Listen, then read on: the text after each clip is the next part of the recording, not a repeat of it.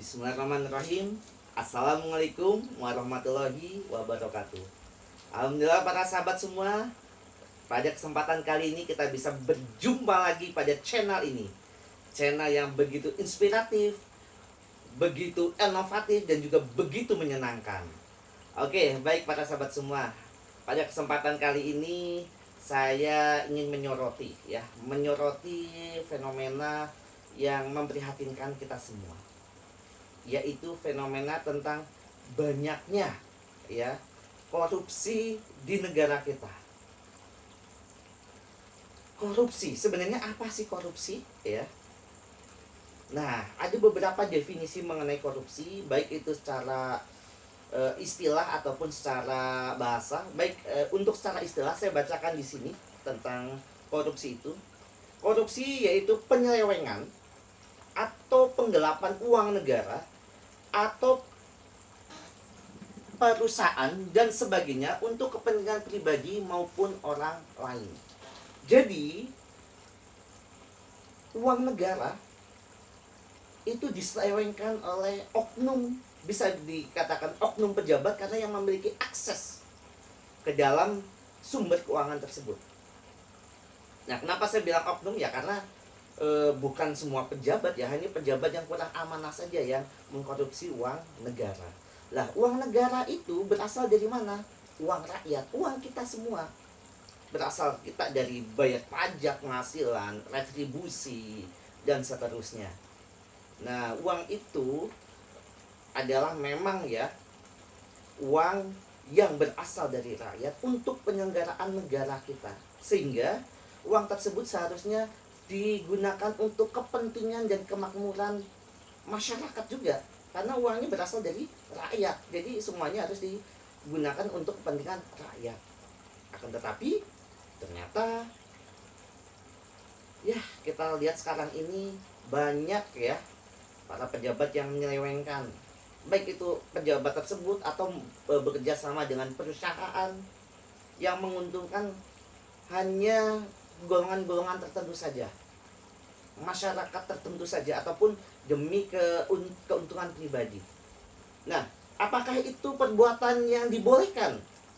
Jelas itu adalah perbuatan yang tercela dan tidak boleh dilakukan oleh siapapun sebenarnya. Tidak boleh kita uang yang memang diperuntukkan untuk keperluan yang lain, kita gunakan untuk keperluan kita sendiri. Gambarnya seperti ini deh. Kak kita dititipkan uang 1.000.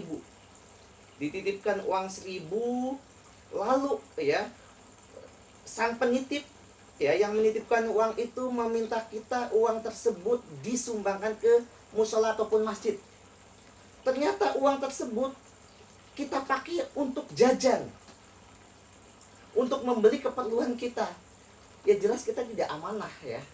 Nah, itu pun yang berlaku pada koruptor yang ada. Itu selain ancaman pidana yang diberlakukan oleh negara, ada ancaman pidananya, juga jelas ya di akhirat juga diancam ya, kita memakan harta saudara-saudara kita. Nah, itu ancaman juga sangat berat.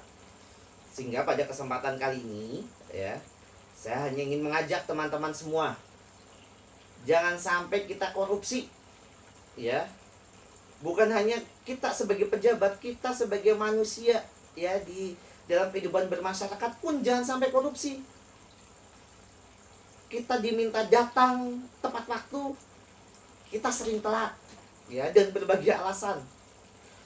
Kita contoh sebagai guru, harusnya ngajar 1 jam, ternyata kita cuma ngajar 10 menit itu juga termasuk korupsi waktu juga, dan seterusnya. Banyak korupsi-korupsi yang sebenarnya dilakukan tapi tanpa kita sadari.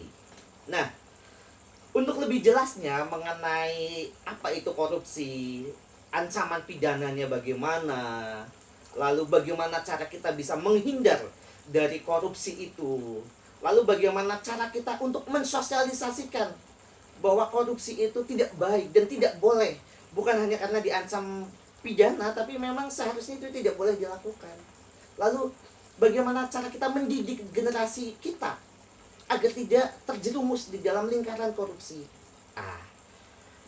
Untuk mengetahui hal tersebut, tetap stay tune di channel ini, channel yang begitu inspiratif, begitu inovatif, dan begitu menyenangkan ini.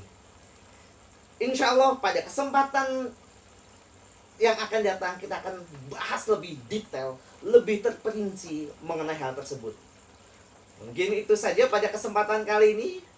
Terima kasih atas perhatiannya para sahabat semua. Tetap sehat ya, tetap jaga kesehatan. Billahi taufiq wal hidayah. Wassalamualaikum warahmatullahi wabarakatuh.